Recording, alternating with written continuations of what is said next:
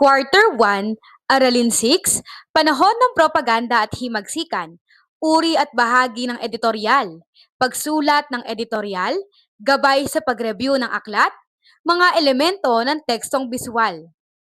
Mga layunin. Nauunawaan ang tekstong persuasive gamit ang mga kasanayang pang-akademiko. Teksto editorial, uri at bahagi. A. Natutukoy ang paksa, layon at ideya sa tekstong editorial. B. Nakapagtatala ng mahahalagang impormasyon sa editorial, pagtukoy sa ideya, pag-alarawan ng sipi, paggalugad sa iba pang detalye, pag-aanalisa at paggataya ng mga mapanghikayat na salita at pahayag. C. Nasusuri ang bahagi ng editorial sa binasang teksto. D. Naibabalangkas ang mahalagang detalye at ideya mula sa tekstong editorial. E. Nailalahad ang katangian ng bawat uri ng editorial. F. Naipaliliwanag ang mahalagang ideya at detalye gamit ang diksyon, estilo, transisyonal at kohesyong gramatikal, kaangkupan ng salita at ideya na nais iparating sa mambabasa. G. Nakasusulat ng editorial, nasusunod ang mekanik sa pagbalangkas nito. Nasusuri ang tekstong persuasive batay sa estruktura nito. Punto, ebidensya, at analysis. A. Natutukoy at nauunawaan ang pangunahing argumento o layunin ng isang tekstong persuasive. B. Nakapagbibigay ng mga halimbawa ng mga datos, estadistika at iba pang impormasyon na nagpapalakas sa argumento ng teksto. C. Naipaliliwanag ang kahalagahan ng pagkakaroon ng malinaw na punto sa isang teksto upang maiparating ang mensahe ng may akda. Nasusuri ang mga tekstong biswal batay sa mga elemento. Mga elemento ng tekstong biswal ng review ng aklat. A. Naipaliliwanag ang mga elemento ng tekstong biswal sa editorial cartoon, laki, espasyo, kulay, linya, anyo, at imahen. B. Naiuugnay ang mga elemento ng tekstong biswal sa pag-unawa ng teksto. Bago ang lahat, magbalik-aral muna tayo. Sanay tawag. Panuto, pagtapatin ang kaugnay na pahayag na nasa hanay A sa katawagan sa hanay B. Kung ito ang inyong mga sagot, mahusay, tunay ngang naunawaan nyo na ang ating nakaraang aralin. Basa't nubay, sanaysay, estilo, uri at layunin nito. Ang sanaysay ay isang katha. Ito ay pagsulat ng mga pag-uulat at pagsulat ng isang pananaliksik. Marami ang mga uri nito, nakasulat sa tuluyan o prosa. Kung ang pangunahing layunin ay magpaliwanag at magbigay ng kuro-kuro tungkol sa mga bagay-bagay, ito ay isang pagalahad. Kapag nagsasalaysay ng isang karanasan, ito ay salaysay. Pag-alarawan naman kung ito'y tungkol sa katangi-tanging katangian at kahalagahan ng paksa. Maaari rin namang taglay lahat ng isang sanaysay ang mga uring ito. Batay naman sa estilo ng pagkasulat ng sanaysay, nakikilala ito sa pagiging formal o di formal. Di formal. Higit na personal ang daloy ng mga pananalita. Gumagamit ng kolokyal o salitang pamilyar lamang sa may katha pagkat sa kabuuan ay personal at parang nakikipag-usap ang himig ng sanaysay. Formal. Nagtataglay ng mga katangiang gumagamit ng pag-uulat ng mga pag-aaral o pagtalakay sa paksa pagkatapos ng pananaliksik. Umiiwas gumamit ng kolokyal sapagkat ang pangunahing layunin ay makapagpaliwanag at maglahad. Suring sanay, tukuyin kung formal o di formal ang mga sumusunod. A. Talumpati. B. Pananaliksik. C. Komentaryo. D. Panayam o ulat. E. Lathalain. F. Liham pangangalakal. G. Editorial. Kung ito ang inyong mga sagot, mahusay. Pagkuha ng feedback. Panuto, lapatan ng check ang mabuting halaga ng sanaysay sa bumabasa. Pagkapamulat, paglikha ng panulat, pagiging masining, pagibigay reaksyon, pagkapabatid, pakikisangkot, at pakikipag-ugnayan. Kung ito ang inyong mga sagot, mahusay. Paglalahad ng layunin. Pahayag hugot.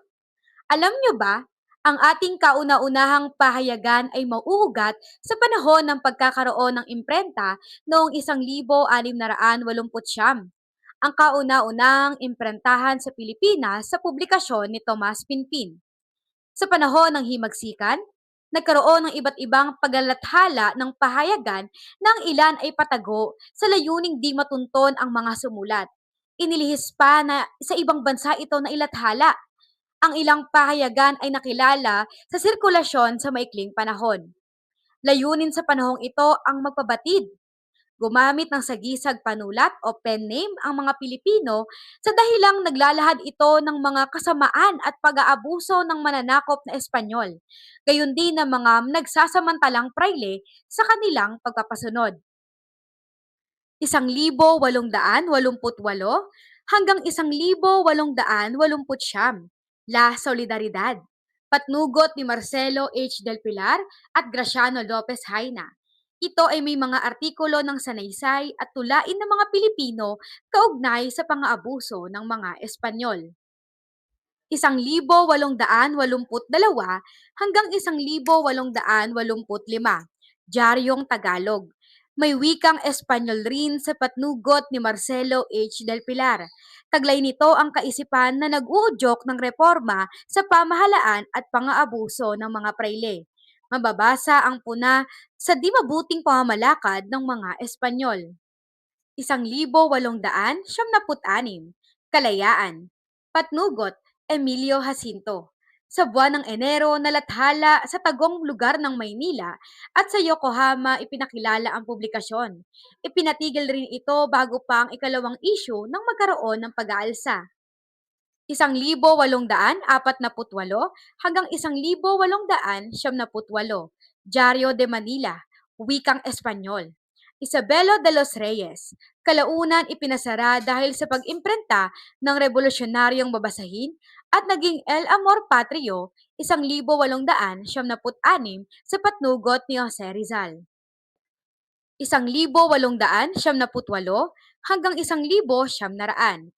La Independencia. Patnugot, Direktor Antonio Luna.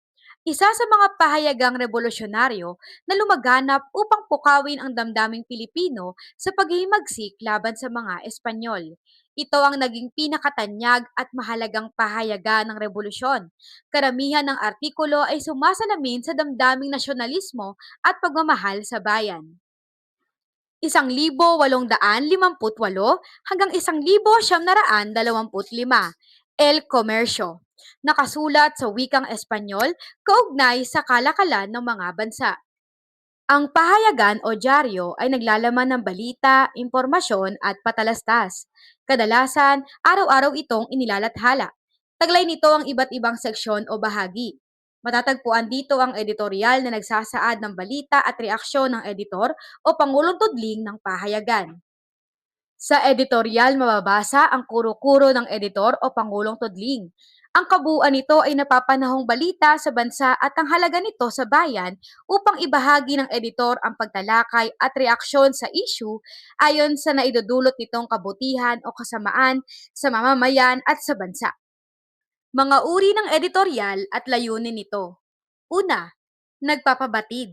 Ipinaliliwanag o nililinaw ang isang issue sa hangaring higit na maunawaan ang balita o pangyayari.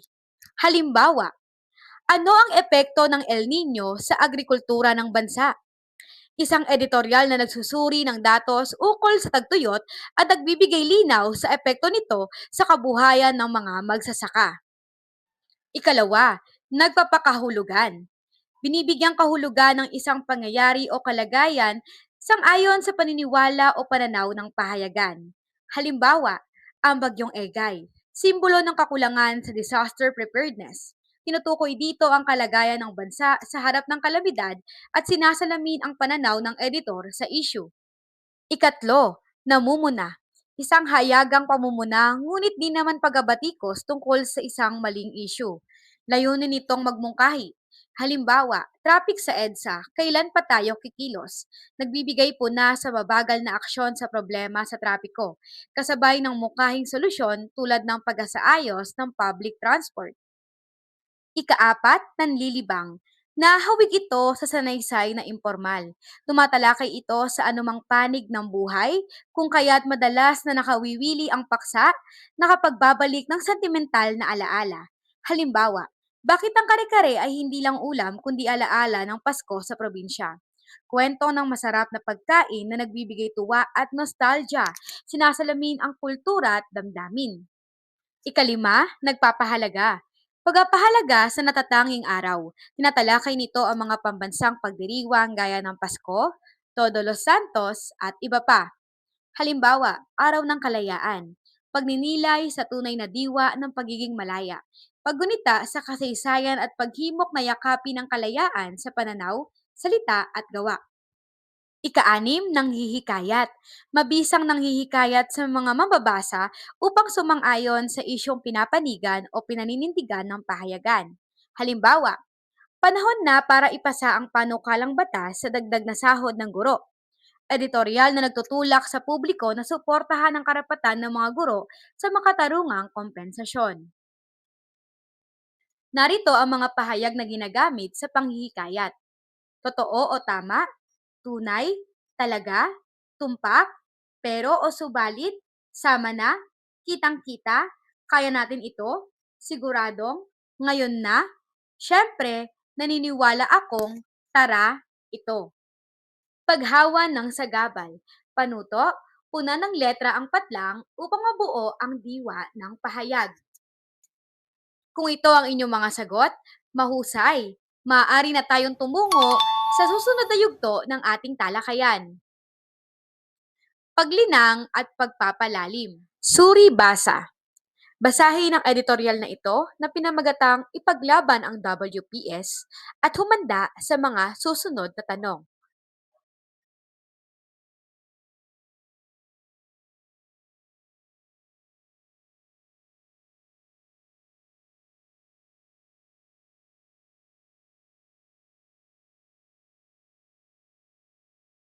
Pagproseso ng pag-unawa.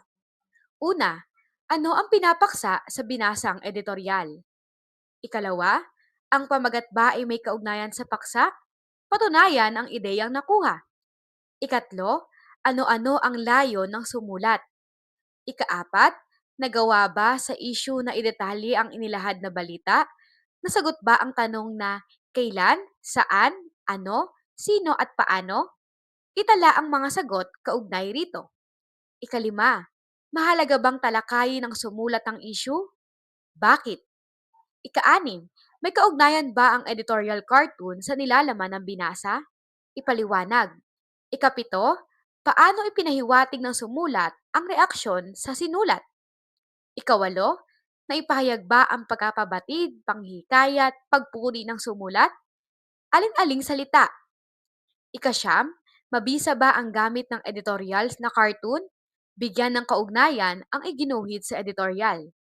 At ang panghuli, ikasampu, sa kabuuan, makabuluhan ba ang pagkakasulat ng editor? Patunayan. Bilang gabay kung tama ang inyong mga sagot, ay narito ang mga inaasahang kasagutan.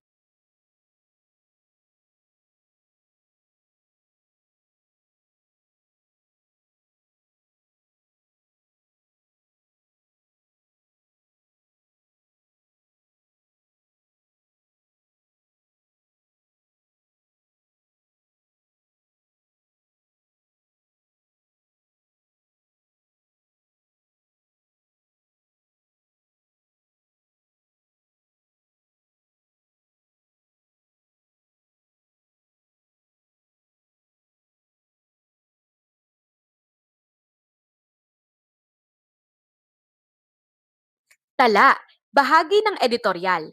Una, panimula. Dito binabanggit ang issue o balitang tatalakayin. Ikalawa, katawan. Ipinahayag ang opinyon o kuro-kuro ng patnugot.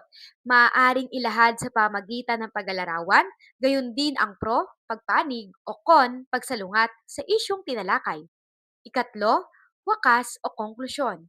Dito pinapahayag ang bahaging panghihikayat o paglagom upang mabuo sa isipan ng mambabasa ang pananaw na nais ikintal ng editorial. Alam nyo ba na ang editorial ay isang mahusay na halimbawa ng tekstong persuasive? Sa mundo ng panitikan at pagsusulat, ang tekstong persuasive ay isang mahalagang aspeto na naglalayong impluensyahan ang mga mambabasa o tagapakinig na paniwalaan o suportahan ng isang ideya, opinyon o pananaw. Ito ay isang masusing uri ng pagsusulat na naglalayong magbigay katwiran o makumbinsi ang mga tao na tanggapin ng isang partikular na perspektiba o pananaw. Ang tekstong persuasive ay naglalayong gamitin ang mga argumento, ebidensya at lohika upang maipahayag ang isang ideya o paniniwala. Ang tekstong persuasive ayon sa istruktura ay nagataglay ng punto, ebidensya at analysis.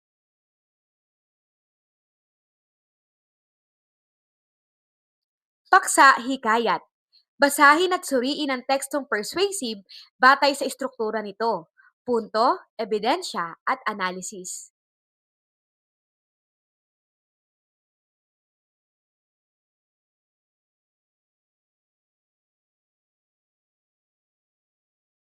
At para sa mga guro, narito ang pangkatang gawain na maaaring gawin ng mga mag-aaral para sa pagtalakay nito. Ngayon, sa unang pangkat, kailangan alamin ng argumento, ebidensya at analysis. Pangkat dalawa, transisyonal at kohesyong gramatikal sa binasa. Isulat ang piniling pangungusap na ginamitan ng mga transisyonal at kohesyong gramatikal. Sa nangguhitan ang mga ito. Pangkat tatlo, cartoon visual. Panuto, suriin ang mga tekstong visual batay sa mga elemento. Sumulat ng pagtalakay sa larawan na nakikita. Sikaping nakasunod sa balangkas ng editorial na persuasive. Pangkat-apat, sulat-mulat. Gumawa ng paghusuri sa halaga ng binasang editorial.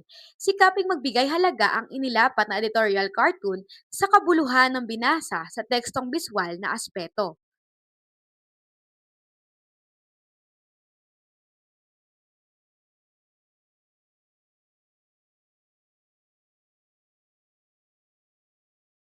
Pagtataya.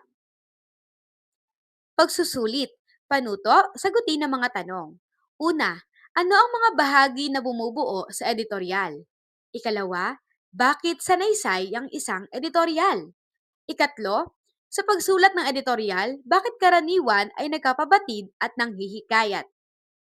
Maraming salamat sa pakikibahagi.